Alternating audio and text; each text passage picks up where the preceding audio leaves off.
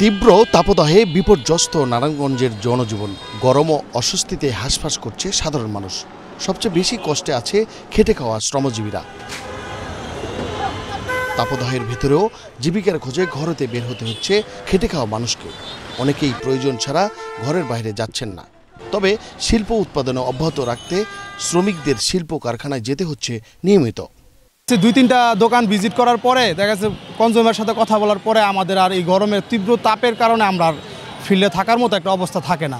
মানে গলা থেকে মাথা পর্যন্ত মানে সবই শুকায় যায়। এদিকে তীব্র গরমে মানুষের পাশাপাশি হিট স্ট্রোকে মারা যাচ্ছে বিভিন্ন পশু পাখি।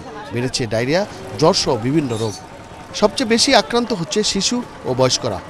অনেক তাপমাত্রা বেশি, যার জন্য জোড়াই জোড়াই কাজ করতে হয়, ওইভাবে সংসার চালাইতে হয়। কী করবো, অনেক কষ্ট জীবন। 200 টাকা কাজ করলে হরান হইয়া যায়, আর মাথা ঘুরান মারে ফইরা যায়, তো বাসা যাইগা। তো কী করবো, মানে গরিব তার খাইয়া বাঁচতে হইব। যতই প্রচণ্ড গরম হোক, পেট তো মানে না, ঠিক আছে না? এখন কর্ম আমাদের করতে হবে। হরান তো অবশ্যই লাগে, তাছাড়া হরান লাগলেও কিন্তু আমরা ওইদিকে দেখি না, এর জন্য আমাদের টাকার দরকার, মার অসুখ চিকিৎসা করতে হবে। গরম বেমালা, গরম প্রচুর গরম, এই ছাওয়া দেখে একটু খারাইছে এই জায়গায়। প্রয়োজন ছাড়া বাড়ির বাইরে যেতে নিষেধ করেছেন চিকিৎসকরা। বাড়তি সতর্কতা অবলম্বন করতে বলা হয়েছে শিশু ও বয়স্কদের ক্ষেত্রে। সবার ক্ষেত্রেই যে জিনিসটা বলা হয়েছে যেন বিনা কারণে তারা যেন রোদ্রে না বের হয়, এটা হচ্ছে 1 নম্বর কথা। শিশুদের ক্ষেত্রে বিশেষ খেয়াল রাখতে হবে, তাদেরকে পর্যাপ্ত পরিমাণে পানি খাওয়াতে হবে। রাস্তায় এবং ফুটপাতে যে বিভিন্ন শরবত বিভিন্ন ধরনের বিক্রি হচ্ছে, সেগুলো কোনো অবস্থাতে তারা গ্রহণ করবে না।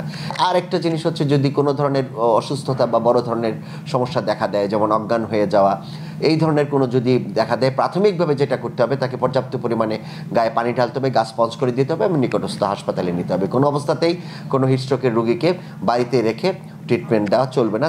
আবহাওয়া অফিস বলছে, আজ থেকে আরও বাড়তে পারে তাপমাত্রার পারদ।